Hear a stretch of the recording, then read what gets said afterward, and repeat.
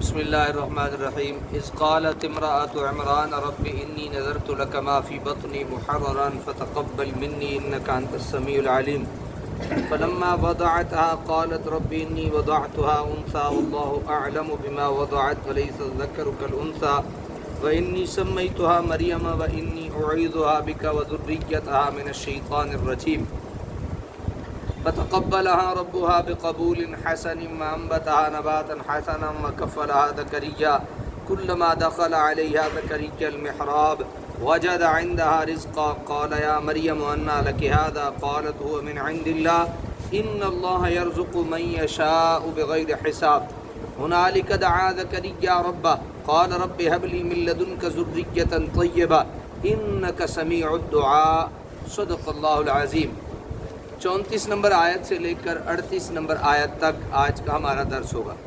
اذ قالت امرأة عمران رب انی نذرت، جب عرض کی عمران کی بیوی نے اے میرے رب، انی نذرت، میں نظر مانتی ہوں، لاکا تیرے لیے، ما فی بطنی محررا، جو میرے پیٹ میں ہے سب کاموں سے آزاد کر کے، فتقبل منی، سو قبول فرما لے یہ نذرانہ، انک انت السمیع العلیم، بے شک تو ہی دعائیں سننے والا ہے۔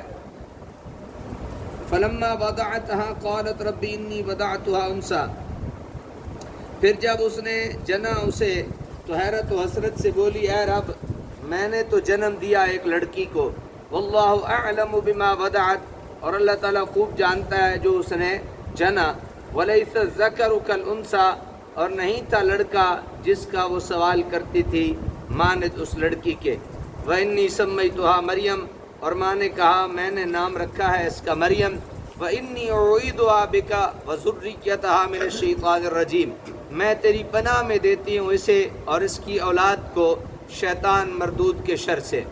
فَتَقَبَّلَهَا رَبُّهَا بِقَبُولٍ حَسَن، پھر قبول فرمایا اسے اس کے رب نے بڑی اچھی قبولیت کے ساتھ، وَأَنبَتَهَا نَبَاتًا حَسَنًا، اور پروان چڑھایا اسے اچھا پروان چڑھانا، وَكَفَّلَهَا زَكَرِيَّا، اور نگران بنا دیا اس کا زکریا کو، كُلَّمَا دَخَلَ عَلَيْهَا زَكَرِيَّا الْمِحْرَابَ، جب بھی جاتے ہیں مریم کے پاس زکریا اس کی عبادت گاہ میں، وَجَدَ عِندَهَا رِزْقًا، تو موجود پاتے ہیں اس کے پاس کھانے کی چیزیں، قَالَ يَا مَرْيَمُ أَنَّىٰ لَكِ هَٰذَا، ایک بار بولے اے مریم کہاں سے تمہارے لیے آتا ہے یہ رزق، قالت هو من عند اللہ، حضرت مریم بولی یہ اللہ کی طرف سے ہے، ان اللہ یرزق من یشاء بغیر حساب، بے شک اللہ تعالیٰ جسے چاہتا ہے بے حساب دیتا ہے۔ ہنالک دعا زکریا ربہ، وہیں دعا مانگی زکریا نے اپنے رب سے، قال رب هب لی من لدنک ذریۃ طیبہ، عرض کیا میرے رب عطا فرما مجھ کو اپنے پاس سے پاکیزہ اولاد، انک سمیع الدعاء، بے شک تو ہی سننے دعا کو سننے والا ہے۔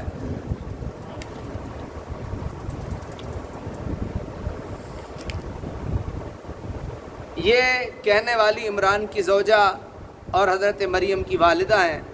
ہمارے مفسرین نے علماء بنی اسرائیل میں کے حوالے سے ان کا نام ہنہ بتایا ہے، ہے نون ہے، ہا نون ہا، ہنہ بتایا ہے۔ اس پاکیزہ عورت نے جب حمل کی گرانی محسوس کی تو اپنی ابدیت اور نیاز مندی کا اظہار کرنے کے لیے بارگاہ الہی میں عرض کرنے لگیں، اے میرے خالق، میرے شکم میں جو بچہ ہے اس کے متعلق میں نظر مانتی ہوں کہ اس سے میں اپنی خدمت یا گھر کا کام کاج نہیں لوں گی، وہ دنیا کے سارے بندنوں سے آزاد ہو کر عمر بھر تیرے گھر بیت المقدس کی جاروب کشی اور خدمت میں لگا رہے گا۔ تو میری اس نیاز مندانہ نظر کو اپنے فضل و کرم سے شرف قبولیت بخش، تو میرے دل کی پکار کو سننے والا اور میرے جذبات پنہاں کو جاننے والا ہے۔ سمجھ آ گیا؟ یہ زوجہ تھی حضرت عمران کی اور ماں تھی حضرت مریم کی، جو دعا مانگ رہی ہے۔ نام کیا تھا ان کا؟ حنہ، ہا جیم ہے ہوتی ہے نا، نون اور آگے ہے گول، حنہ۔ انہوں نے دعا مانگی کہ اللہ جو میرے پیٹ میں ہے نا، اگر یہ لڑکا ہوا، یہ کیا ہوا؟ لڑکا ہوا، اور آپ کو پتہ ہے ہم نظر کے باب میں یہ پڑھ چکے ہیں کہ نظر کس کی مانی جاتی ہے؟ اللہ کی۔ نظر کس کی مانی جاتی ہے؟ اللہ کی۔ انہوں نے نیت کی کہ اگر میرا لڑکا ہوا تو میں اسے کوئی کام نہیں لوں گی، اس کا کام صرف بیت المقدس میں جھاڑو لگانا ہوگا، بیت المقدس کی حفاظت کر، یعنی یہ اتنا اچھا کام ہے اللہ کے گھر کی صفائی کرنا کہ حضرت مریم علیہ السلام کی والدہ جو ہیں یہ نیت کر رہی ہیں، حضرت عمران کی کیا ہیں؟ زوجہ ہیں، نیت کر رہی ہیں کہ اللہ مجھے بیٹا دے دے تو میں اسے تیرے گھر کی صفائی ستھرائی کے لیے لگا دوں گی۔ اب ہوتا کیا ہے، انہیں تو یہ امید تھی کہ لڑکا ہوگا، اور اسی امید پر انہوں نے اسے بیت المقدس کی چاکری کے لیے، یعنی لڑکے کے لیے تو آسان ہے، چاکری کے لیے وقف کر دیا تھا۔ اب جب لڑکی پیدا ہوئی تو بسد حسرت و یاس کہنے لگی، یعنی مایوس ہو گئی کہ اب میں کیا کروں، میرے لیے تو کیونکہ لڑکا تو ذرا اے رب میں نے تو بچی جنی ہے، میری تو بیٹی پیدا ہوئی ہے، اب میں اپنی نظر کیسے پوری کروں گی، کیونکہ اس وقت لڑکیوں کو بیت المقدس کی خدمت کی اجازت نہیں تھی۔ یہ ارشاد باری تعالیٰ ہے جو بطور جملہ محترمہ حضرت حنہ کے کلام کے درمیان میں لایا گیا ہے۔ مقصد یہ ہے کہ اس کی بچی کی ولادت مقام افسوس نہیں، یعنی اس وجہ سے انہیں افسوس نہیں ہوا کہ بچی پیدا ہو گئی ہے۔ جیسا کہ اب اگر ایک کے ہاں عورت کے ہاں ایک بچی، پھر دوسری اور پھر تیسری پیدا ہو جائے تو بڑا افسوس کیا جاتا ہے۔ کیا کیا جاتا ہے؟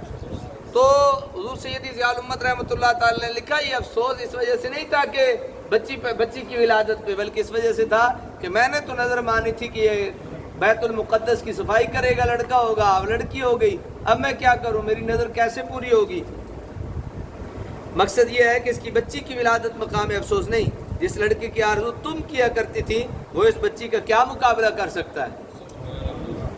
جو تو مانگتی تھی مجھ سے کہ مجھے لڑکا دے وہ اس لڑکی کا مقابلہ نہیں کر سکتا۔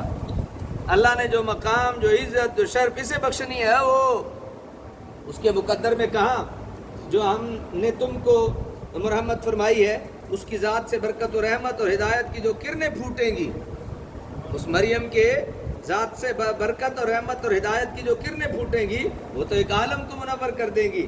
اس جملہ کے بعد پھر حضرت حنہ کا کلام ہے۔ حضرت حنہ کی دعا کی قبولیت کا ذکر ہے۔ حضرت مریم کے مقبول ہونے کی ظاہری علامت یہ مقرر فرما دی کہ ان کی تربیت وقت کے نبی حضرت زکریا علیہ السلام کے سپرد فرما دی، یعنی اس بچے کی کون کرے گا تربیت؟ یہ آپ کے خالو تھے، حضرت مریم کے کیا تھے؟ خالو تھے۔ اگر کامل مرشد اور مربی مل جائے، اتنا بڑا بندہ مل جائے تربیت کے لیے تو اور کمال ہو جاتا ہے۔ اگر کوئی شعیبہ میسر شبانی سے کلیمی دو قدم ہے۔ محراب کا لفظی لغوی معنی ہے اکرم موضعا فی المجلس، مجلس میں جو سب سے باعزت جگہ اس کو محراب کہتے ہیں۔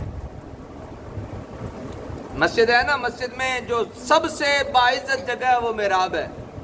وہ کیا ہے؟ محراب، اور امام اس میں کھڑا ہوتا ہے۔ میرے خیال امام تے باعزت نہیں بنتا تھا۔ اگر جگہ باعزت ہے نا تو اس میں کھڑا ہونے والا بھی کیا ہے؟ دیکھیں نا، صدر کی کرسی ہے، ایک چپڑاسی کی کرسی ہے، عزت کس کی کرسی کی ہے؟ تو اب چپڑاسی وہاں جا کے بیٹھ جائے، بحیثیت صدر ہی بیٹھ جائے تو کیا اس کو عزت نہیں ملے گی؟ اور اگر وہ صدر جو ہے بحیثیت چپڑاسی وہاں آ کے اللہ تعالیٰ اس کو بٹھا دے تو پھر اس کو صدر والی عزت تو اللہ تعالیٰ نے، یعنی یہ سن لیجئے محراب کون سی جگہ ہے؟ یہ جتنے آپ بیٹھے ہو نا، میں آپ سے اور کوئی وعدہ نہیں لیتا، صرف ایک وعدہ آپ سے زندگی کا ضرور لوں گا کہ آپ علماء کی قدر کرو گے۔ علماء کی کیا کرو گے؟ میں نے کسی کا نام لیا؟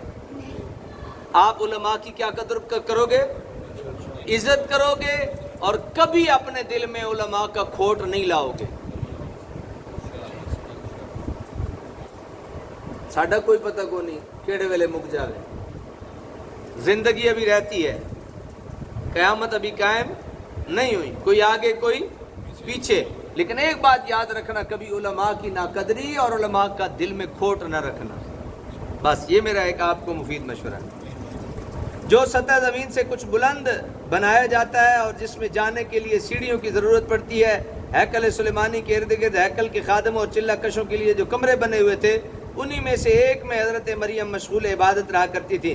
اور حضرت زکریا علیہ السلام کیونکہ ان کے سرپرست تھے، اس لیے اکثر ان کی خبرگیری کے لیے ان کے ہاں تشریف لے جایا کرتے تھے. جب بھی حضرت زکریا حضرت مریم کے پاس جاتے، ان کے ہاں طرح طرح کے پھل رکھے ہوتے، گرمی کے پھل سردی میں اور سردی کے پھل گرمی میں. اس سے علماء اہل سنت نے اولیاء کرام کی کرامتوں کا برحق ہونا ثابت کیا ہے، کیونکہ حضرت مریم نبی نہ تھی، حضرت مریم نبی نہ تھی. بے موسم کے پھل کا آپ کے پاس پایا جانا آپ کی کرامت تھی.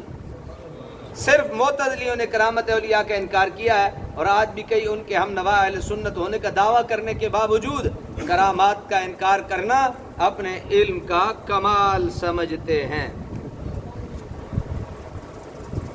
حضرت زکریا علیہ السلام کی عمر کافی ہو چکی تھی. یہاں یہ ایک ذرا غور سے سنیے گا اس بات کو. لیکن اولاد نہ تھی. حضرت مریم کے شب و روز بڑے اخلاص سے محو عبادت رہنے کے باعث ان کے دل میں بھی اولاد کی آرزو بیدار ہو گئی، اور عرض کرنے لگے، اے رب اگرچہ میں بوڑھا ہو چکا ہوں، میری بیوی باج ہو چکی ہے اور اولاد پیدا ہونے کا عام وقت گزر گیا ہے، لیکن وہ تو کریم اور قادر ہے جو اس مقفل حجرے میں مریم کو بے موسم کے پھل عطا فرماتا ہے. تیرے کرم سے کیا بعید ہے اگر تو مجھے بھی نیک بخت اور پاک اولاد عطا فرما دے. اس سے یہ بھی معلوم ہوا کہ نیک اولاد کے لیے دعا کرنا انبیاء کرام کی سنت ہے، اور یہ بھی معلوم ہوا کہ مبارک مکان میں مبارک وقت میں کسی اللہ کے محبوب کے پاس کھڑے ہو کر جو دعا کی جاتی ہے اس کو اللہ اپنے فضل و کرم سے منظور فرماتا ہے. اس کو اللہ کیا کرتا ہے؟